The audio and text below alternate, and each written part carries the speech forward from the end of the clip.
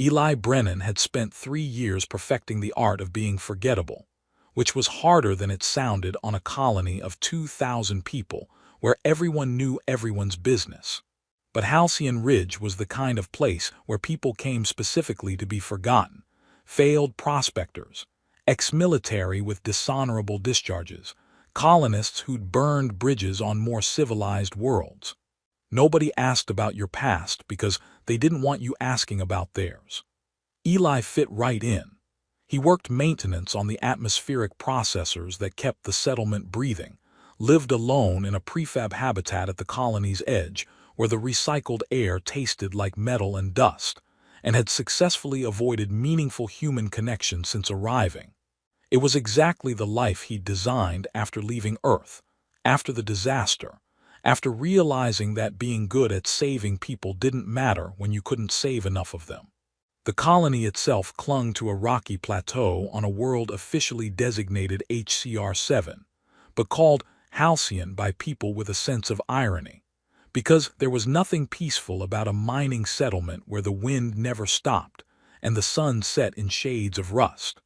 Beyond human space, the galaxy was vast and crowded with species older and more established than humanity.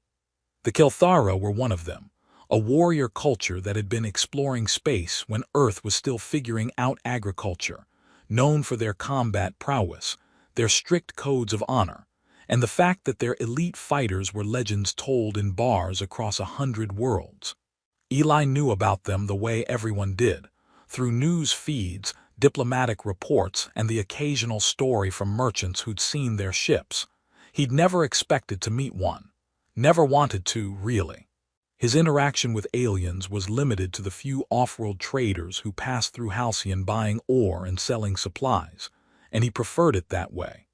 So when he came home from a double shift fixing pressure seals in Sector 7 and found someone waiting outside his habitat, his first thought was that colony security had finally noticed he'd been siphoning extra power for his water heater. His second thought, when he got close enough to actually see who was waiting, was that he'd walked into the wrong housing block and was about to embarrass himself. Because the woman standing at his door was Kelthara, unmistakable from the ears that swept back from her skull in elegant curves, the silver markings that traced her cheekbones like war paint, the way she stood with the kind of posture that came from lifelong combat training. She was also, objectively, stunning in ways that made Eli's brain stutter. Tall, powerfully built, wearing armor that looked ceremonial and functional simultaneously, etched with glyphs he couldn't read. Her hair was dark, braided in complex patterns, and her eyes were amber, bright, intense, fixed on his door like it held answers to questions he didn't understand. Eli stopped walking, considered turning around and pretending he lived somewhere else, decided that was cowardly and probably wouldn't work since she was clearly waiting for someone, and he was the only person who lived in this habitat. He approached slowly, hands visible, trying to project non-threatening maintenance worker rather than anything that might require a warrior's attention. "Can I help you?" he asked, proud that his voice came out steady. She turned, and those amber eyes locked onto him with recognition that made absolutely no sense because Eli had never seen her before in his life. He would have remembered. People didn't forget meeting Kelthara warriors, especially not ones who looked like they could fight through a battalion before breakfast. "Eli Brennan," she said, and his name in her voice sounded significant, weighted with meaning he couldn't parse. Her accent was there but controlled, each word carefully pronounced. "I have found you at last." Eli's mind raced through possibilities. Mistaken identity, administrative error, someone using his name for illegal activities he'd have to report to colonial security. "I think you have the wrong person," he tried. "I'm just maintenance. I fix atmospheric processors, very boring, definitely not anyone worth finding." She smiled slightly, and it transformed her face from intimidating to something more complicated. "You are exactly who I seek. May I enter? We have much to discuss, and I would prefer privacy for this conversation." Every instinct Eli had developed over 3 years of careful isolation screamed at him to refuse, to send her away, to maintain the boundaries that kept his life small and manageable. But she was looking at him with something that might have been hope or relief or determination, and turning away a Kelthara warrior who'd specifically sought him out seemed like a good way to create exactly the kind of situation he was trying to avoid. "Sure," he heard himself say, unlocking the door, "but I really think you have the wrong Eli Brennan. It's not that uncommon a name." "There is no mistake," she said, following him inside. "I have been searching for you for 4 years." The habitat was small, living area, sleep alcove, basic kitchen, bathroom that barely qualified. Eli hadn't bothered decorating because decoration implied permanence and permanence implied he planned to stay, and staying implied he'd stopped running.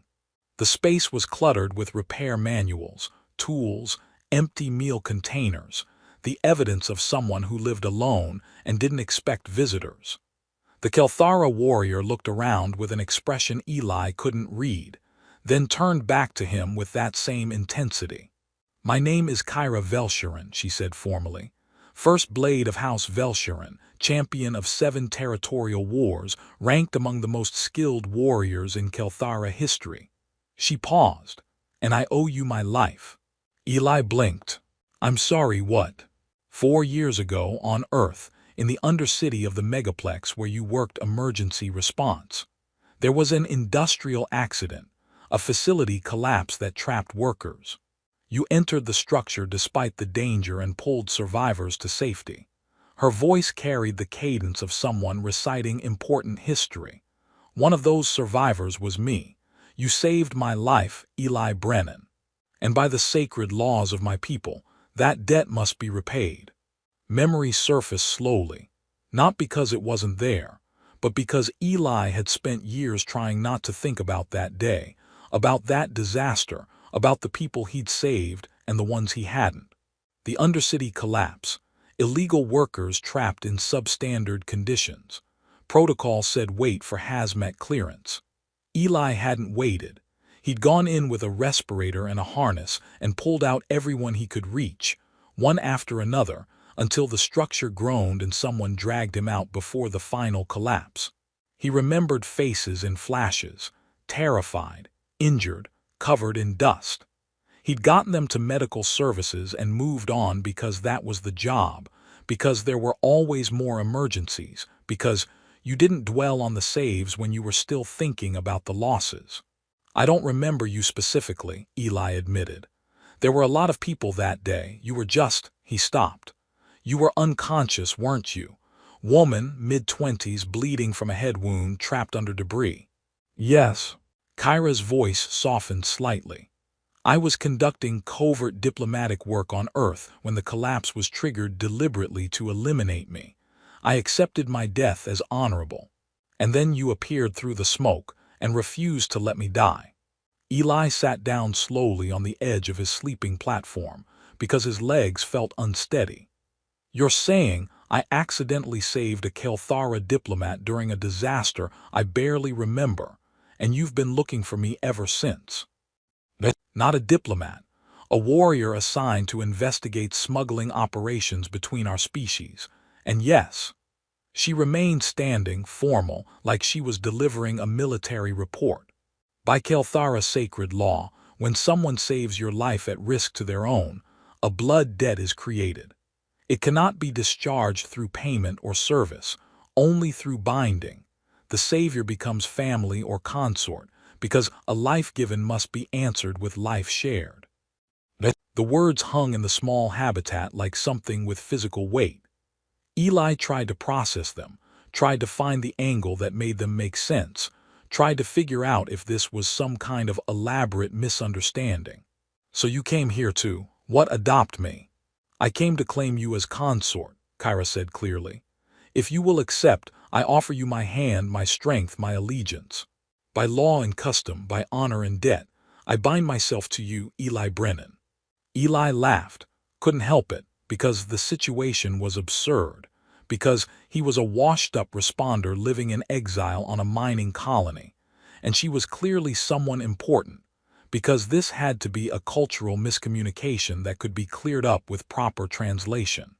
But Kyra didn't laugh, she didn't smile. She looked at him with absolute seriousness, amber eyes steady, and he realized she meant every word. "You're serious," he said slowly. "Completely." Eli ran a hand through his hair, which probably needed washing. "I appreciate the offer, but I was just doing my job. You don't owe me anything. Definitely don't owe me marriage or consortship or whatever this is.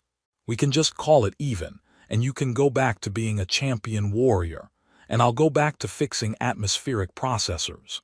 Something flickered across Kyra's expression. Not offense exactly, but something close. Refusing a blood debt offering is grave insult in Kelthara culture. It suggests the savior considers the saved unworthy of obligation. I'm not saying you're unworthy. I'm saying this is disproportionate. I pulled you out of a collapsing building. That doesn't mean you have to bind yourself to me for life. By my people's law, it does. She moved closer, and Eli was suddenly very aware of how much taller she was, how her armor caught the habitat's dim lighting, how her presence filled the small space. "I understand this is unexpected. I understand you have no context for our customs, but the debt exists regardless of your knowledge or acceptance. If you refuse, I am shamed. My house is shamed. And diplomatic relations between our species suffer, because it appears humans save lives only to reject the honor of those they save." Eli opened his mouth to argue, to point out how insane this sounded, to explain that he couldn't possibly be what she needed in a consort, because he was barely holding his own life together. But before he could speak, his communicator started chirping urgently, multiple alerts cascading through the colony's network, priority messages flagged with security codes he'd never seen before. He pulled up the display and felt his stomach drop. Alert: unauthorized Kelthara vessel detected in orbital approach. Colonial security requests all residents remain in habitats pending identification. Urgent. Human Diplomatic Corps requesting immediate contact with Eli Brennan, Habitat 7 Delta. Respond immediately. Breaking. Unconfirmed reports of Kelthara first blade on Halcyon Ridge. Governor Chen has declared informational lockdown until situation assessed. Eli looked from the messages to Kyra, who had the grace to look slightly apologetic. "Your arrival," he said carefully, "is apparently causing some concern." "I filed proper diplomatic paperwork with human authorities," Kyra replied. "But my rank and the purpose of my visit likely triggered security protocols. This was expected." "Expected?" Eli's voice climbed slightly. "You expected to cause an interstellar incident by showing up at my door." "I expected political complications. The blood debt supersedes politics." She met his eyes steadily. "But you should know that my presence here will attract attention. From both our governments, from rival Kelthara houses who oppose binding with humans, from those who would prefer the debt remain unfulfilled. If you accept my offer, your life will change significantly. If you refuse," she paused, "your life will also change, though differently." The communicator kept chirping. Through the habitat's small window, Eli could see lights moving in the colony. Security vehicles, probably, responding to whatever alert had just turned his quiet evening into chaos. And standing in his cluttered living space was the most attractive and terrifying woman he'd ever met, telling him she wanted to bind herself to him because he'd done his job 4 years ago, and apparently that created magical life debts in alien cultures. Eli sat there, watching his carefully constructed isolation crumble in real time, and wondered if there was any possible response that wouldn't end with his life getting significantly more complicated. "Okay," he said finally. "Before my communicator explodes or colonial security breaks down my door, can you explain exactly what accepting or refusing actually means? Specifically, in terms that a maintenance worker with no diplomatic training can understand." Kyra nodded, and something in her expression suggested she'd been hoping he'd ask. She sat down across from him, suddenly less warrior and more person, and began to explain the blood debt and everything it entailed. Outside, the colony descended into controlled chaos. Inside, two people from different worlds tried to figure out if a 4-year-old rescue could become the foundation for something neither of them had expected.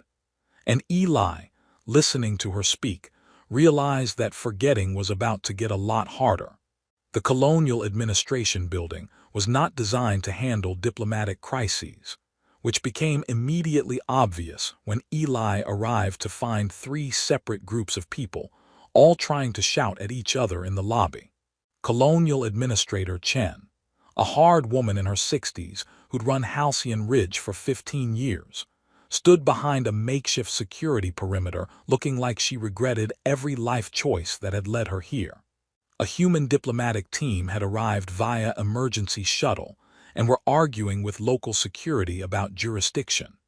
And a group of Kelthara delegates, Eli counted 5, all wearing formal robes and carrying themselves with warrior discipline, were arranged in what looked like a defensive formation near the entrance. Kyra walked beside Eli with the calm of someone who'd caused this exact situation before and knew how it would play out. She'd insisted on accompanying him, arguing that her presence was required for any discussion of the blood debt. Eli hadn't argued, partly because she was right, mostly because having her nearby felt safer than facing this alone. Administrator Chen spotted them, and her expression cycled through relief, anger, and resignation. "Lieutenant Brennan," she called over the chaos, using his old rank from Earth, "we need to talk, now." They were ushered into a conference room that smelled like recycled air and stress. The diplomatic team consisted of 3 humans.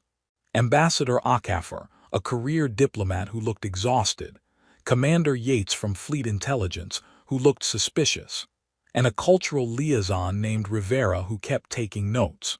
The Kelthara delegation included an elder named Sevrak Thon who spoke for the group, and several younger warriors who watched Kyra with expressions ranging from respect to disapproval. Everyone sat. Everyone stared at Eli. "So," Administrator Chen began, voice tight with control, "would someone like to explain why a Kelthara First Blade has appeared on my colony claiming blood debt with one of my maintenance workers?" "He is not merely a maintenance worker," Kyra said before Eli could respond. "He is Eli Brennan, savior and honor-bound, to whom I owe life debt under sacred law." Ambassador Akafor leaned forward with the expression of someone delivering very bad news. "Mr. Brennan, are you aware that Kyra Velsharan is not just any warrior? She's ranked among the most skilled combatants in Kelthara history, connected to one of their most powerful noble houses, and politically significant enough that her personal choices affect interspecies relations." "I'm getting that impression, yes," Eli replied. "And you're aware that she's claiming you as consort under their blood debt laws." She mentioned that. "And you understand this is creating a massive diplomatic incident because if you accept, we're essentially binding a human civilian to Kelthara nobility, which sets precedents about legal jurisdiction, cultural obligations, and the political status of humans in their society." Eli looked at Kyra, who remained perfectly composed despite being discussed like a problem to solve. "I'm starting to understand that, yeah." Commander Yates cut in, voice sharp. "What we need to understand is your relationship with the First Blade. How did you come to save her life? Were you working with Kelthara intelligence? Was this a planned operation?" "I was doing my job," Eli said flatly. 4 years ago on Earth there was an industrial accident in the Undercity. I was emergency response. I went in and pulled out survivors. One of them happened to be her. I didn't know she was Kelthara, didn't know she was nobility, didn't know I was creating some kind of magical life debt. I was just trying to stop people from dying." "He risked his life," Kyra added quietly. "The structure was collapsing.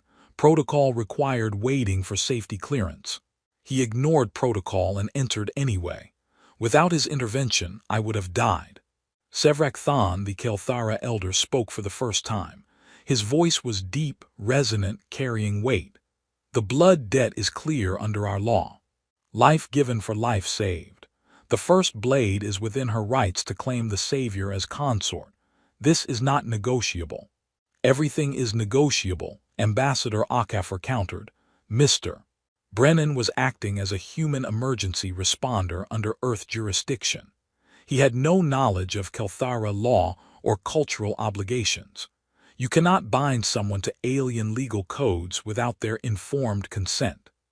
The law does not require informed consent, Sevrak replied.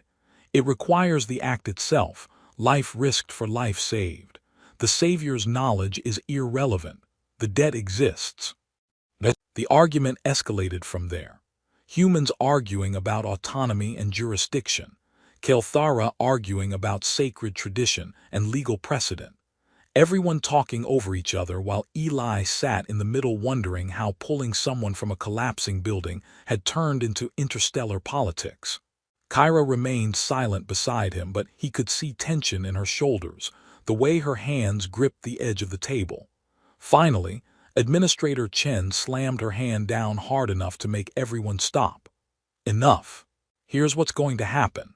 Mr. Brennan has 72 hours to decide whether to accept or refuse the blood debt. During that time, both governments will prepare position statements and will convene a formal hearing to address the legal complications. Nobody does anything dramatic, nobody makes unilateral decisions, and definitely nobody starts a war over marriage customs. Understood. Binding customs, Kyra corrected quietly. Marriage is your term. We call it soul binding. Whatever you call it, we're hitting pause until everyone calms down, Chen said firmly. She looked at Eli. You're free to go. I suggest you think carefully about what you want because whatever you decide is going to affect more than just your life. The meeting dissolved into logistics. Eli stood to leave, feeling overwhelmed and exhausted. Kyra followed him out into the corridor, where they could hear the diplomatic teams already resuming their arguments through the closed door. I'm sorry, she said after a moment. I knew my arrival would cause complications, but I underestimated the extent. It's not your fault, Eli replied. You're following your laws, they're following theirs. I'm just the guy who didn't know pulling someone from a disaster would result in this. They walked in silence through the colony's corridors, heading back toward his habitat. The settlement had returned to something like normal, people going about their work, trying to ignore the diplomatic circus that had descended on their quiet mining outpost. But Eli could feel the stares, hear the whispers. Everyone knew who he was now. His carefully constructed anonymity was gone. Can I ask you something? He said as they approached his habitat. Of course.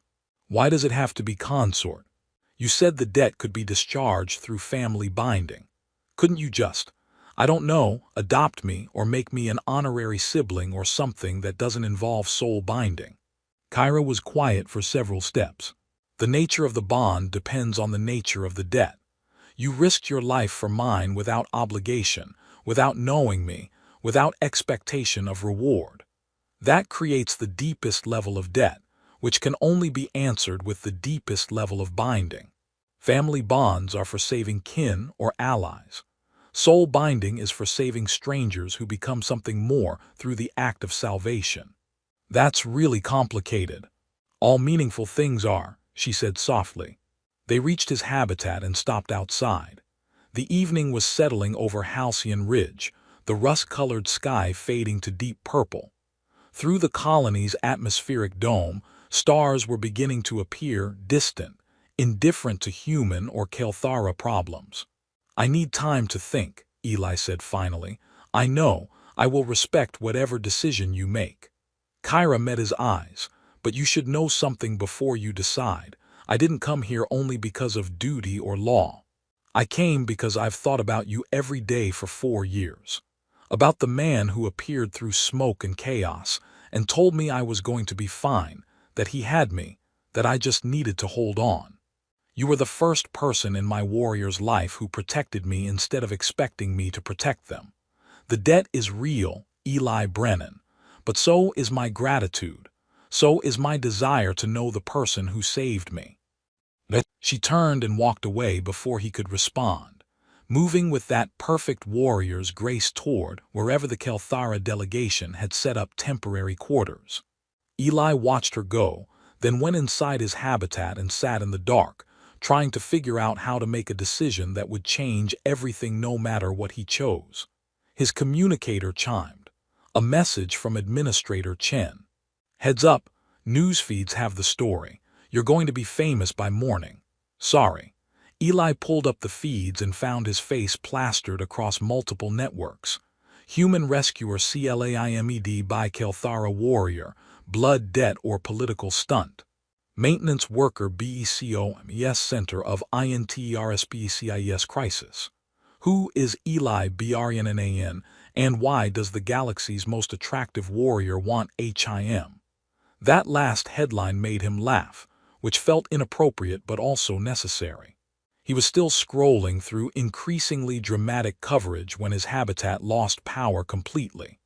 Not flickering, full blackout, the kind that didn't happen unless someone deliberately cut main distribution. Eli stood slowly in the darkness, his emergency response training kicking in before conscious thought. Power failures in a domed colony were serious. Life support ran on independent systems, but lighting, heating, communications, all of that died without main power. Then he heard the sound of his door being forced open. Eli moved instinctively, grabbing the maintenance multi-tool from his belt, not a weapon, but better than nothing, and positioning himself behind the door frame. Two figures entered, backlit by emergency lighting from the corridor. They wore environment suits with opaque faceplates, moved with coordinated precision, and one of them was carrying something that looked very much like a weapon. Eli Brennan, one of them said, voice distorted through the suit speaker. You need to come with us, quietly. I really don't think I do, Eli replied, heart hammering. The figure with the weapon raised it. This isn't a request. What happened next occurred in seconds that felt like hours. The window of Eli's habitat exploded inward, not shattered, deliberately breached, and Kyra came through like a force of nature, armor gleaming even in darkness, moving with speed that didn't seem possible for someone her size. She hit the first intruder with a strike that sent them crashing into the wall hard enough to crack the prefab material. The second turned toward her, weapon coming up, and she disarmed them with a move Eli couldn't follow, breaking their wrist in the process if the scream was any indication.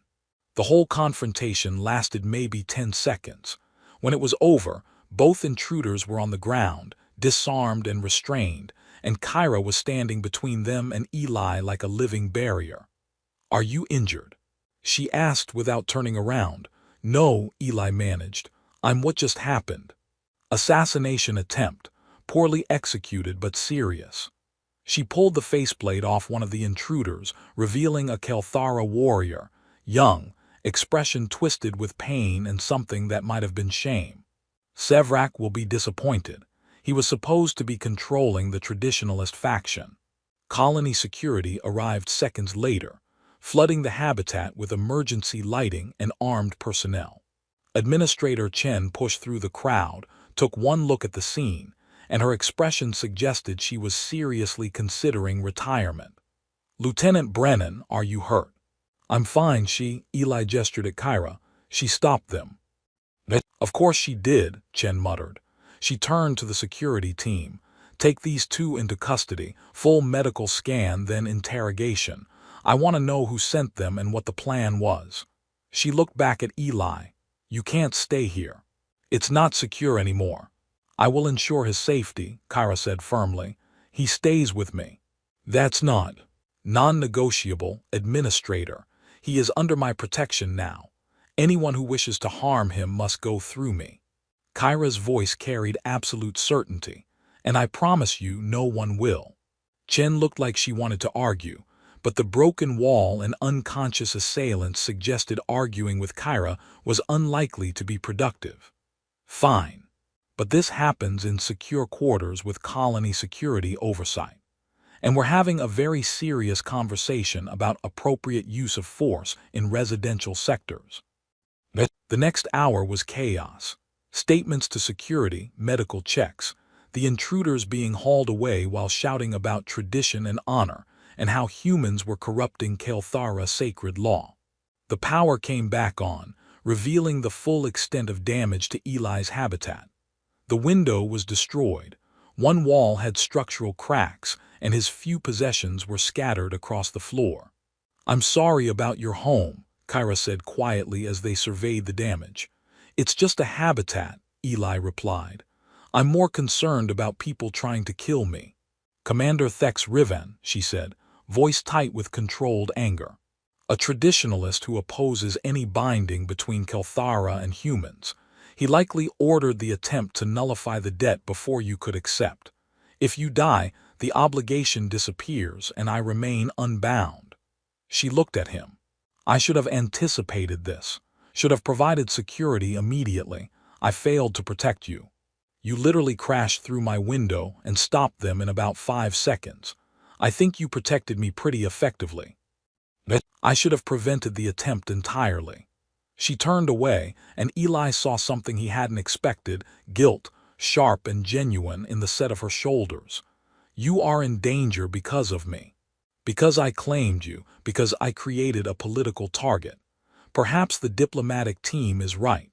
Perhaps you should refuse the bond and return to your quiet life." Eli looked at the wreckage of his habitat, at the woman who'd come through a window to save him, at the complexity that had exploded into his carefully controlled existence. He thought about 3 years of isolation, of living small, of choosing safety over everything because taking risks meant people got hurt. He thought about the disaster on Earth, about the people he'd saved and the ones he hadn't, about how he'd run to the edge of space to escape the weight of both. "You know what's funny?" he said. "I came here to hide. Came here to be forgettable because on Earth I was emergency response and I was good at it, but I wasn't good enough. There was a disaster, the same one where I pulled you out and I saved a lot of people, but not all of them, not enough. And the ones I couldn't reach, they stayed with me. Every face, every voice, every person I was too slow or too late to save. So I came here to be alone with that failure, to work maintenance where the only thing at risk was machinery." Kyra turned back to him, listening with complete attention. "But you found me anyway," Eli continued. "Tracked me across space because I saved your life, and now you're offering to bind yourself to me because your people believe life debts matter. And yeah, people are trying to kill me because of it. Yeah, it's complicated and political and way beyond anything I understand. But you know what the alternative is. Going back to being alone, to living small, to running from connection because connection means risk." He met her amber eyes. "I spent 3 years doing that. I'm tired of it." "You're saying you want to accept the bond," Kyra said carefully. "I'm saying I don't want to refuse it because I'm scared. If I'm going to make this decision, I want it to be because I actually decided, not because I ran away again." He managed a smile that felt shaky. "Also, you crashed through my window to save me. Feels like the least I can do is give this soul-binding thing a fair shot." Kyra stared at him for a long moment. Then slowly, something changed in her expression, walls coming down, the warrior mask falling away to show the person beneath. "You're certain, even knowing the danger, the political complications, the fact that you'll be bound to someone you barely know?" "I'm not certain about anything except that I'm done running," Eli replied. "So yeah, let's do this. Let's see if a 4-year-old rescue can become something worth keeping."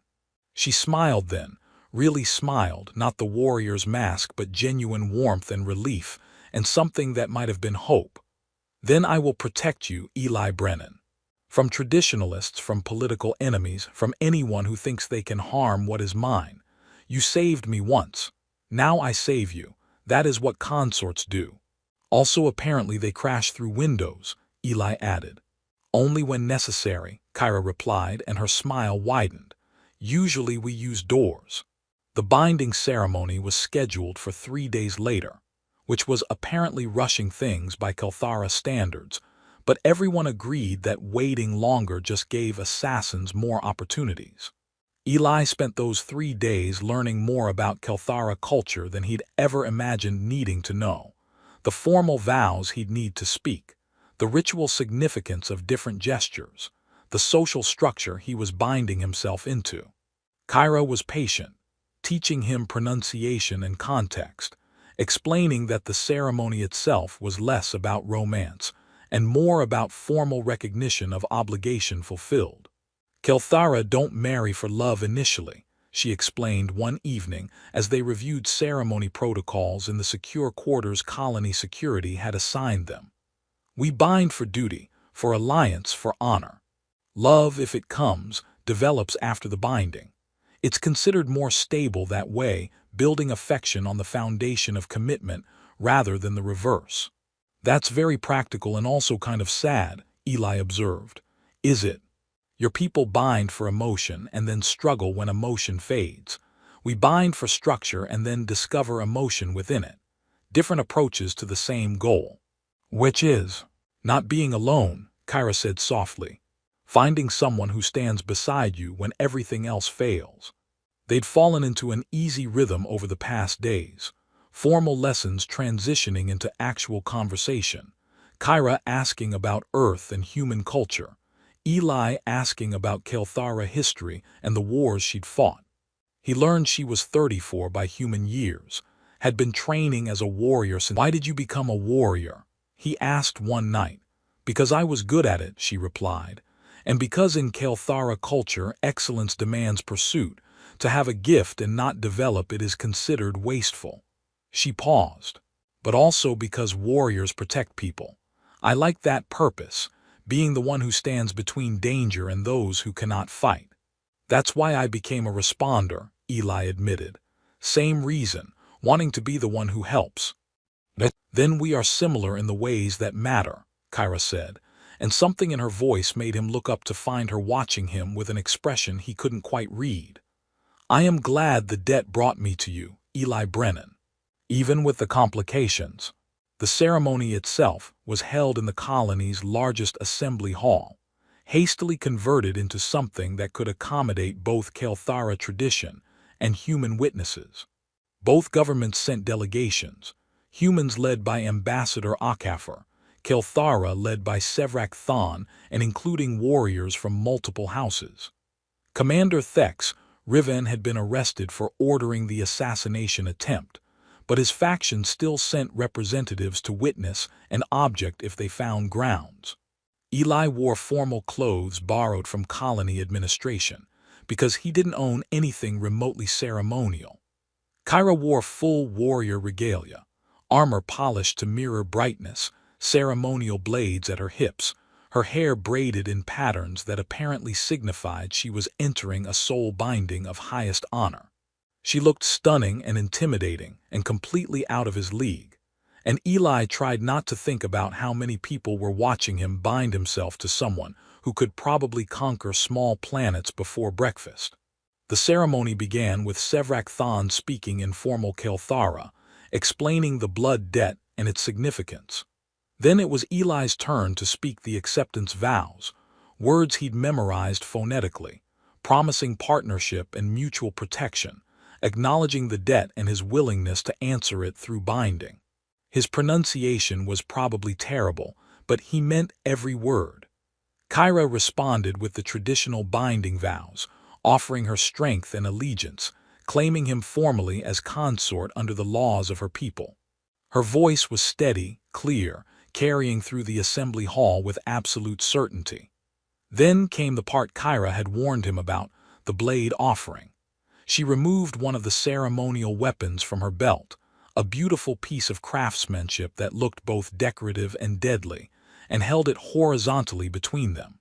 In Kelthara tradition, she said in English for the benefit of human witnesses, a warrior's blade represents their honor, who they are beneath armor and title. To offer your blade to your consort is to trust them with your true self, without pretense or protection. She looked at him steadily. Eli Brennan, I offer you my blade, will you keep it safe? Eli took it carefully, feeling the weight of the weapon and the symbolism.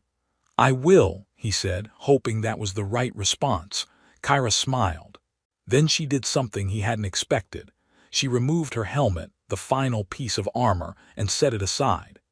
In Kelthara culture, Sevrak had explained, removing your helmet before your consort symbolized removing your last defense, choosing vulnerability over protection.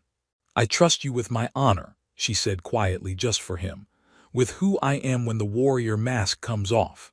"I'll do my best not to break it," Eli replied, and she actually laughed. Sevrak declared the binding complete under Kelthara law. Ambassador Akafar added formal recognition from human authorities. The assembly responded with acknowledgement, some enthusiastic, some grudging, all of it witnessed and recorded and official. It was done. Eli stood there holding a ceremonial blade, bound to a woman he'd known for less than a week, surrounded by diplomats and warriors and people still debating whether this was precedent-setting unity or catastrophic mistake. And somehow it felt right, felt like choosing something instead of running from it. Kyra stepped closer, took his free hand in hers. "How do you feel?" she asked quietly. "Terrified and hopeful and completely out of my depth," Eli admitted. "Also like I just made a decision I can't take back." "Kelthara bindings are permanent," she confirmed. "But I will spend my life ensuring you do not regret this choice." "That's a lot of pressure." "That is partnership." The reception afterward was mercifully brief. Formal congratulations, statements for record, messages from both governments acknowledging the binding and hoping it represented positive relations between species. Commander Thek's Riven's representatives left immediately, which everyone agreed was probably for the best. The human delegation looked cautiously optimistic that this wouldn't explode into full diplomatic crisis. The Kelthara seemed divided between those who thought Kyra had honored ancient tradition and those who thought she'd made a terrible mistake binding herself to a human. Finally, they were released back to their quarters, now officially shared, with Eli's few possessions moved from his destroyed habitat. Kyra removed her formal armor piece by piece, setting each component aside with careful precision, until she stood in the lighter underlayer that was practical rather than ceremonial. "So," Eli said, setting her blade carefully on a table because it seemed like the kind of thing you didn't just drop on the floor, "we're soul-bound. What happens now?" "Now we figure out how to make this work," Kyra replied. "I am assigned to diplomatic duties that will require traveling to Kelthara homeworld and various human colonies. You are bound to me, which means you travel with me. Your life is no longer here. I figured that part out. And we learn about each other. Build the partnership that the ceremony recognized but doesn't create automatically." She sat on the edge of the sleeping platform, and for the first time since he'd met her, looked uncertain. "I have been a warrior my entire life, Eli. I know combat and duty and honor. I do not know how to be a consort, how to share space with someone, how to—" She stopped. "How to be vulnerable without it being weakness." Eli sat beside her, careful to maintain respectful distance. "I spent 3 years avoiding exactly that. Avoiding vulnerability, avoiding connection, avoiding anything that might hurt if I failed. So I'm not exactly an expert either." "Then we learn together," Kyra said. "No expectations except that we try." "That sounds familiar," Eli replied, remembering saying almost the same thing days ago. "I can work with that." They sat in comfortable silence for a while, watching the stars through the quarter's viewport. Halcyon Ridge continued its orbit, neutral ground where species met and tried to understand each other. Inside, 2 unlikely consorts, bound by ancient law and recent choice, began the work of figuring out what their binding actually meant beyond ceremony and politics. "Hey, Kyra," Eli said after a while. "Yes." "Thank you for crashing through my window." She turned to look at him, confusion and amusement mixing in her expression. "You're thanking me for property destruction. I'm thanking you for caring enough about my safety to crash through a window. For protecting me even though we barely knew each other. for choosing to honor a debt you could have probably gotten out of if you'd really wanted to. He smiled, for finding me in the first place.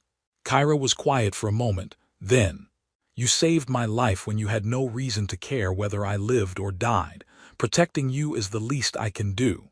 She paused. "But also I wanted to. That matters too." "Yeah," Eli agreed, "it does." Outside, the galaxy continued its vast, indifferent rotation, full of species and politics and complications neither of them could control. But inside, in quarters that smelled like new beginnings and shared